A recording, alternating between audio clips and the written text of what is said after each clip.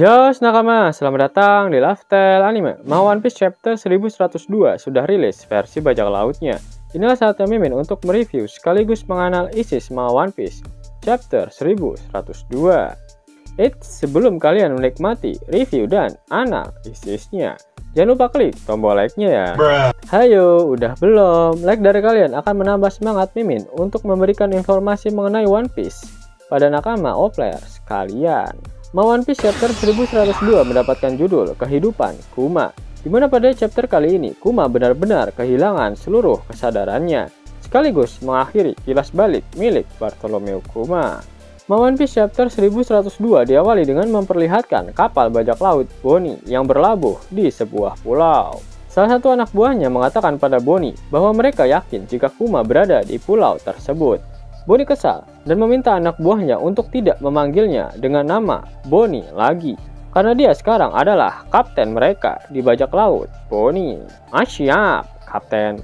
Oke, sepertinya di pulau itu juga ada angkatan laut yang berjaga di sana, ucap anak buah Bonnie. Baiklah semuanya, bajak laut Bonnie telah tiba, teriak Bonnie yang sudah memasuki pulau bersama dengan seluruh anak buahnya. Para kroco angkatan laut di pulau tersebut sudah bersiap siaga karena mereka telah mendapatkan perintah untuk menangkap bajak laut Bonnie. Mereka mendapatkan informasi jika di kota yang diserang oleh bajak laut Bonnie sebelumnya dipenuhi dengan korban luka-luka dari kalangan lansia dan bahkan bocil FF juga diserang oleh bajak laut Bonnie. Mereka adalah tipe bajak laut yang paling burik, ucap salah satu kroco angkatan laut. Seketika Bonnie menerobos hadangan para kroco angkatan laut itu dan menyerang mereka, lalu merubah mereka menjadi lansia dan juga anak-anak. Ternyata rumor yang mengatakan bajak laut Bonnie menyerang lansia dan bocil FF ternyata salah, karena mereka adalah para kroco angkatan laut yang umurnya dimanipulasi oleh Bonnie. Bonnie bertanya pada para warga apakah mereka melihat Kuma, sosok pria yang bertubuh besar. Ternyata Kuma benar-benar ada di sini, dan para warga mengatakan mereka melihatnya di daerah pinggiran kota. Di sisi lain, Kuma terlihat sedang memperhatikan Bonnie dari atap rumah sembari tersenyum. Kuma mengatakan bahwa dia tak diperbolehkan untuk bertemu dengan Bonnie. Yap, semua ini karena perjanjiannya dengan si Jahanam Saturn. Kuma masih sulit percaya dari semua hal. Bonnie malah memilih untuk menjadi bajak laut. Dan Kuma berharap Bonnie untuk tidak lagi mengejarnya. Karena jika mereka berdua bertemu, Saturn bisa-bisa menjadikan Bonnie sebagai budak untuk para bangsat Tenryubito. Kuma langsung menggunakan kekuatannya untuk berteleportasi pergi dari pulau tersebut. Karena tidak berhasil menemukan Kuma di pulau itu, bajak laut Bonnie kembali berlayar. Bonnie kesal dan bertanya kemanakah sebenarnya ayahnya pergi. Salah satu kru Bonnie berkata bahwa mereka sudah mendapatkan julukan sebagai bajak laut. Mereka semua akan terus membantu Bonnie mencari Kuma meskipun itu memerlukan banyak waktu. Bonnie kembali tersenyum. Dia terlihat sedang memakan daging banteng dan berkata jika memang mereka tak secepat itu menemukan ayahnya, Bonnie juga ingin mencari sosok Nika. Bonnie bisa membayangkan bagaimana reaksi Kuma ketika dia memberitahunya, "Aku bertemu Nika di suatu pulau." Pasti kalian berpikir ayahku akan langsung merinding, iya kan?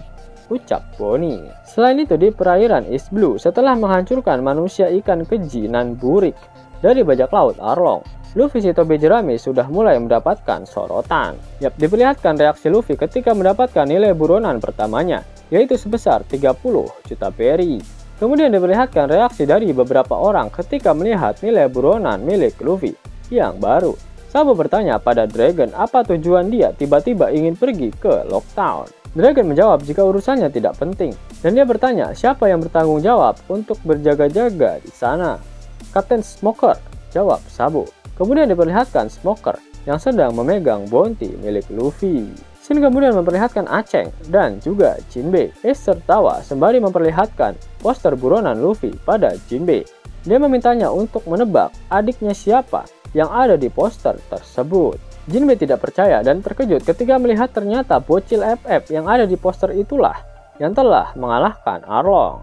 Ya benar, dia adalah adikku, ucap Ace. Kuma lalu diperlihatkan melihat poster buronan milik Luffy. Dia pun heran dengan takdir membagongkan ini. Dia tak habis thinking, anaknya Dragon malah menjadi bajak laut. Scene kemudian kembali memperlihatkan bajak laut Bonnie. Bonnie sedang berorasi di hadapan anak buahnya dan memberitahukan mereka mengenai peraturan tidak tertulis dari kehidupan perbajak lautan mereka. Rampas apapun yang kalian inginkan, curilah semuanya dari orang jahat ya. Lalu jangan pernah menolong siapapun, kecuali mereka sangat membutuhkannya, teriak Bonnie. Tidak satu orang pun, teriak anak buahnya, menimpali orasi dari Bonnie tadi. Kemudian Gyogyo terlihat mengajarkan Bonnie bagaimana caranya menggunakan lipstick. Aku benar-benar sudah menjadi dewasa sekarang, ucap Bonnie. Selain itu, Bonnie juga menindik bagian di bawah mata kanannya, area di mana penyakit Sapphire Scale milik Bonnie dulu berada. Bonnie menganggap ayahnya tak bisa mengenalinya tanpa ada sesuatu yang berada di pipinya itu. Selanjutnya, Bonnie berencana untuk membuat namanya semakin terkenal agar mendapatkan perhatian dari ayahnya. Dan kemudian berpindah ke Pulau Egghead, tepatnya saat kejadian di NES Lobby sedang berlangsung. Vegapunk memperlihatkan pada Kuma proses pembuatan robot pasifista. Kuma merasa tidak nyaman ketika melihat cloningannya sendiri. Benarkah? Tanya Vegapunk. Dia kemudian menjelaskan bahwa progres pembuatan pasifista berjalan dengan mulus, sama seperti proses modifikasi yang dilakukan pada Kuma. Kuma meminta Vegapunk untuk melupakan kata-katanya tadi. Kuma lalu bertanya pada Vegapunk apakah dia telah mendengar berita mengenai beberapa rookie bajak laut yang mendeklarasikan perang terhadap pemerintah dunia. Dan betapa terkejutnya Vegapunk ketika mengetahui ternyata Dragon memiliki anak laki-laki. Dan dialah yang menjadi dalang dalam insiden NES Lobby. Kuma menjelaskan jika dia telah mengizinkan Vegapunk untuk melakukan penelitian terhadap ingatannya, sehingga dia tak perlu lagi merahasiakan tentang bocil FF ini pada Vegapunk. Seorang pria dengan kekuatan karet menentang pemerintah dunia. Apakah hanya sebuah takdir yang kebetulan? Dia terdengar seperti idolaku, Nika, ucap Kuma. Itu benar, ucap Vegapunk. Scene kemudian memperlihatkan Thriller Bark. Setelah kru topi jerami berhasil mengalahkan Gekko Moria, Kuma tiba-tiba muncul di hadapan kru topi jerami dan berkata, pemerintah dunia telah memberikan tugas khusus untuknya, yaitu menghancurkan bajak laut topi jerami.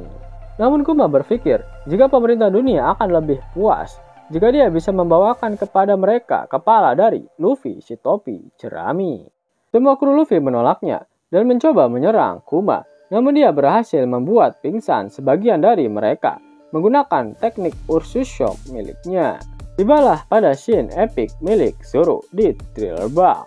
Zoro duduk di hadapan Kuma dan memintanya untuk membawanya pergi demi menggantikan Luffy. Para Luffy lah pria yang akan menjadi Raja Bajak Laut, teriak Zoro. Jika memang Zoro ingin menggantikan posisi dari Luffy, Kuma memberikan tantangan pada Zoro agar dia mau menerima semua rasa sakit dari Luffy selama pertarungannya melawan Gekko Moria. Kuma lalu mengekstrak rasa sakit milik Luffy dan dalam hatinya berkata bahwa semua rasa sakit dari Luffy tersebut bahkan mampu membuat Kuma tak sadarkan diri jika menyentuhnya. Dan akhirnya terjadilah momen nothing happen dari Zoro. Kuma melihat Zoro yang dapat bertahan dan mengakui jika Luffy memiliki nakama yang luar biasa, sesuai dengan apa yang diharapkan Kuma dari anak bosnya, yaitu Monkey D. Dragon. Ngeri-ngeri sedap sih babang Zoro ini, yang masih bisa bertahan setelah menanggung semua rasa sakit milik Luffy. Bahkan Kuma sendiri mengatakan dia bisa pingsan apabila menyentuhnya. Bayangkan Kuma adalah ras spesial, ras Buccaneer, yang memiliki ketahanan tubuh yang luar biasa. Itulah mengapa Kuma mengakui kekuatan Zoro. Bahkan tak hanya Kuma, Mihawk pun respect pada Zoro. Scene kemudian berpindah ke perairan dekat dengan Pulau Sabaody. Di momen ketika 11 supernova berkumpul di sana, Kuma yang sedang berada di atas kapal mendapatkan perintah dari pemerintah dunia. Seluruh anggota Shichibukai diharapkan untuk datang. Jika tidak, mereka akan dianggap melepaskan jabatan mereka dari keanggotaan Shichibukai. Pernyataan yang menarik. Apakah ada agenda khusus? Tanya Kuma. Sang agen pemerintah kembali menjelaskan. Sang pembawa bendera dari era baru bajak laut, Fort Gas di Aceh. Waktu dari eksekusi publiknya telah ditentukan. Hal ini sama saja memicu peperangan dengan bajak laut Shirohige. Perang dengan bajak laut Shirohige, gumam Kuma dalam hati. Aku akan tiba di sana sebelum tanggal eksekusi dilakukan, jawab Kuma. Scene kemudian berpindah ke dalam pulau Sabaudi, tepatnya saat perkenalan dari bajak laut Bonnie. Dalam sebuah restoran, Bonnie terus meminta makanan karena dia tak kunjung kenyang. Anak buah Bonnie memperingatkannya karena jika dia terlalu banyak berbuat onar, maka angkatan laut akan menyadari keberadaannya di tempat tersebut. Bonnie tidak peduli, dia meminta pelayan untuk segera memberikannya pizza. Ternyata Kuma mengintip Bonnie dari luar melalui jendela restoran. Kuma tersenyum ketika melihat Bonnie, namun inilah kesempatan terakhir Kuma untuk bisa melihat Bonnie secara langsung. Dia meminta Bonnie agar menjadi bajak laut yang sangat tangguh. Namun tiba-tiba Kuma mendengar ada keributan di rumah pelelangan manusia. Dia mendengar kabar jika ada bajak laut yang telah berani menghajar Tenryubito. Bahkan saat ini pihak angkatan laut telah mengirimkan kapal perang ke kepulauan Sabaody. Kuma langsung berteleportasi ke atap rumah pelelangan manusia tersebut. Kuma tak percaya jika ada seseorang yang menghajar Tenryubito. Dia penasaran siapa yang telah berani melakukannya. Karena seluruh dunia mengetahui jika itu adalah hal yang tabu. Ditambah lagi, tempat ini dekat dengan markas besar angkatan laut. Itu sama saja dengan bunuh diri, ucap Kuma. Betapa terkejutnya Kuma ketika mengetahui jika pelakunya adalah bajak laut topi jerami. San Carlos terlihat tergeletak. Dan Kuma melihat seluruh kru topi jerami yang sedang bersiap melawan para penjaga di sana. Luffy si topi jerami melakukan pemukulan terhadap Tenryubito dengan tujuan untuk melindungi seekor manusia ikan. Tak ada yang pernah melakukan hal semembagongkan ini selama beberapa abad lamanya. Hal ini sama saja dengan pemberontakan, ucap Kuma dengan wajah terlihat sangat terkejut. Scene kemudian memperlihatkan pertarungan antara Kizaru, Sentomaru, dan Pacifista melawan kru topi jerami dan Rayleigh. Kuma datang dan menghentikan Pacifista PX-1 yang ingin menyerang Usopp. Kuma lalu mulai menerbangkan satu persatu kru topi jerami, diawali dari Zoro ke pulau yang sudah dia tentukan. Dalam hatinya Kuma berkata, Kuma berharap Dragon dan Ivankov dapat memaafkannya, karena dia tak bermaksud untuk meninggalkan mereka semua tanpa satu patah kata pun. Setidaknya dia bisa menebus kesalahannya di dunia ini melalui Bonnie dan anak laki-laki itu, yap, Luffy. Masa depan mereka adalah satu-satunya hal yang bisa Kuma wariskan. Aku tidak bisa menyelamatkan satupun nakamaku, teriak Luffy sambil menangis. Kuma mendekati Luffy dan kembali berbicara dalam hatinya. Luffy telah salah menginterpretasikan semuanya. Kuma hanya memperlihatkan level kekuatan yang harus dimiliki oleh Luffy jika dia mau ke dunia baru. Luffy dan nakamanya hanya belum siap untuk pergi ke sana. Jadi, jangan dulu pergi ke dunia baru. Lagi pula, kaulah orang yang suatu saat nanti akan menyelamatkan dunia ini, ucap Kuma, sembari menggunakan kekuatan buah iblisnya untuk menerbangkan Luffy. Scene kemudian memperlihatkan pulau Egghead. Vegapunk saat ini sedang berbicara dengan Saturn melalui Dendenmushi. Vegapunk terkejut ketika Saturn memintanya untuk menanamkan sistem penghancuran diri pada Kuma. Sebegitu takutkah engkau pada Kuma? Tanya Vegapunk. Jangan membantah. Bukankah status mengerikannya sebagai senjata manusia semua adalah ulahmu, ucap Saturn. Vegapunk berkata padahal kelima kakek Sugiono itu telah mendapatkan prioritas tertinggi dalam hierarki untuk mengendalikan Kuma. Saturn kembali menyanggah. Meskipun begitu, bagaimana jika tiba-tiba Kuma menggila ketika para Gorosei tak ada di dekatnya? Siapa yang bisa menghentikannya? Tanya Saturn pada Vegapunk. Namun Saturn meminta Vegapunk untuk tidak menjawabnya karena dia tak membutuhkan opini dari seorang ilmuwan yang sedang dipekerjakan olehnya saat ini. Vegapunk kemudian mencoba menawarkan sesuatu pada Saturn. Sebagai ganti, dia melakukan apa yang diminta oleh Saturn. Vegapunk meminta untuk membiarkannya menjaga sedikit kepribadian Kuma agar tetap utuh. Karena dia baru saja menemukan sebuah sirkuit yang bisa ditanamkan di dalam otak, sehingga seseorang dapat memilih di antara dua kesadaran, mirip seperti seseorang yang memiliki kepribadian ganda. Jika kau memperbolehkanku untuk mengujinya. Namun sebelum Vegapunk menyelesaikan perkataannya, Saturn langsung memotongnya. Aku telah memberimu perintah, Vegapunk, ucap Saturn. Dia meminta agar Vegapunk menghapus seluruh kesadaran milik Kuma. Pastikan jangan sampai ada sisa sedikit pun. Jika tidak, maka Saturn tak akan mengampuni Dr. Vegapunk karena Vegapunk harus ingat jika Saturn juga adalah seorang ilmuwan dan semua tindakan yang berpotensi menipunya maka akan segera diketahui oleh Saturn. Tapi Jika hal itu dilakukan, maka Kuma sama sekali tak akan bisa bertemu lagi dengan Bonnie, ucap Vegapunk. Pembicaraan antara Saturn dan Vegapunk selesai sampai di situ. Kuma berkata dia sangat senang mendengar Vegapunk mengkhawatirkannya. Vegapunk terkejut karena Kuma ternyata mendengar pembicaraannya dengan Saturn. Bukankah kau yang memberiku kemampuan pendengaran super? Ucap Kuma. Kuma sudah terbaring di atas kasur. Kedua tangannya sudah dihubungkan dengan alat milik Dr. Vegapunk. Vegapunk mengatakan bahwa hari ini adalah hari di mana kesadaran milik Kuma akan dihapus seluruhnya. Meskipun Vegapunk baru mengenal Kuma selama 2 tahun, tapi itu sudah menjadi pengalaman yang menyenangkan bagi Vegapunk. Hehehe, aku juga merasa seperti itu, jawab Kuma. Vegapunk kemudian memprogram Kuma dan menjelaskan jika tugas pertamanya adalah untuk ikut serta dalam pertempuran melawan bajak laut Shirohige. Selain itu, Vegapunk juga diminta untuk mempersiapkan 1 batalion dari kloningan Kuma, yaitu Pacifista, untuk ikut serta dalam pertempuran tersebut. Kuma kemudian meminta pada Vegapunk setelah dia selesai dengan tugas pertamanya. Dia ingin Vegapunk memberikannya program untuk melindungi kapal milik bajak laut topi jerami. Kuma berkata, aku ingin melihat perkembangan dari bajak laut topi jerami. Tapi karena aku tidak bisa melakukannya, setidaknya aku ingin melindungi rumah mereka. Kuma, mengapa kau begitu percaya pada bocah itu? Tanya Vegapunk.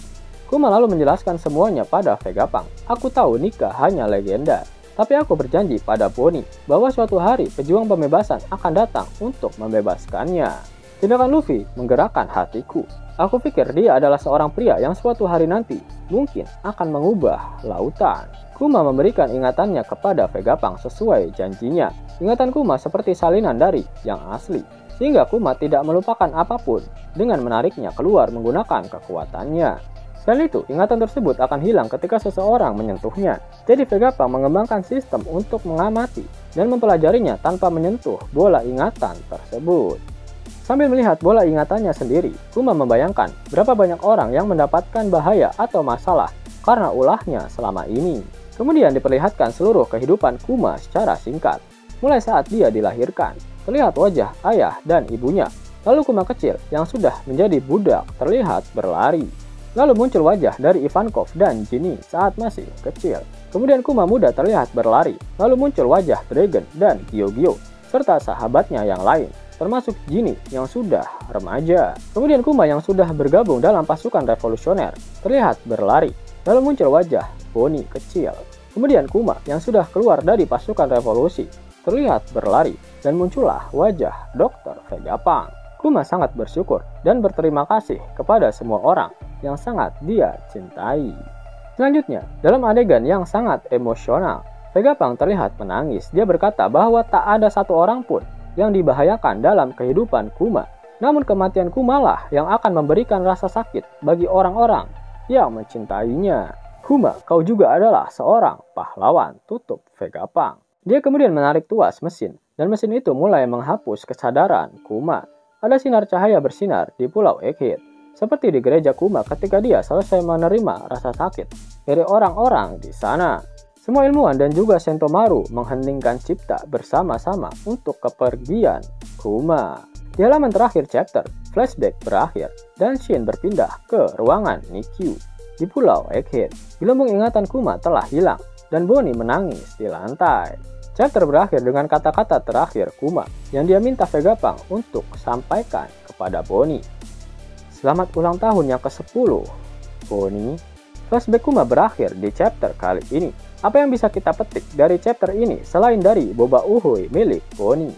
Ya, kepercayaan Kuma pada Luffy. Inilah kekuatan yang paling mengerikan milik Luffy, seperti apa yang dikatakan oleh Mihawk saat perang Marineford. Saat itu juga Shirohige memerintah seluruh anak buahnya untuk melindungi Luffy agar dia mampu membebaskan kakaknya, si Aceh. Semua orang yang ada di dekatnya bisa menjadi kawannya ketika dia melihat aksi dari Luffy. Kuma mewarisi impiannya pada Luffy, terutama setelah Kuma melihat aksi Luffy yang berani menghajar Tenryubito. Lalu Vegapunk, dia percaya pada Luffy, padahal dia hanya mendengarkan cerita tentang Luffy dari Kuma. Dan saat ini Vegapunk percaya pada Luffy, dia mampu membebaskannya dari Pulau Egghead. Mau dapat uang hingga 50.000 gratis dan bisa langsung ditarik? Buka tabungan di aplikasi Neobank sekarang juga. Karena di aplikasi ini kalian bisa dapatkan banyak uang tunai gratis. serta banyak sekali diskon-diskon menarik yang bisa kalian dapatkan. Gaskan! Link ada di kolom deskripsi ya nakama. Dan namun sebelum Mimin masuk ke dalam pembahasannya, Lifestyle Anime yang berkolaborasi dengan Misfit Society kembali mengeluarkan kaos terbaru nih, yaitu desain Zoro dalam mode Asura loh. Keren banget pokoknya. Gak percaya? Silahkan dicek di short videonya.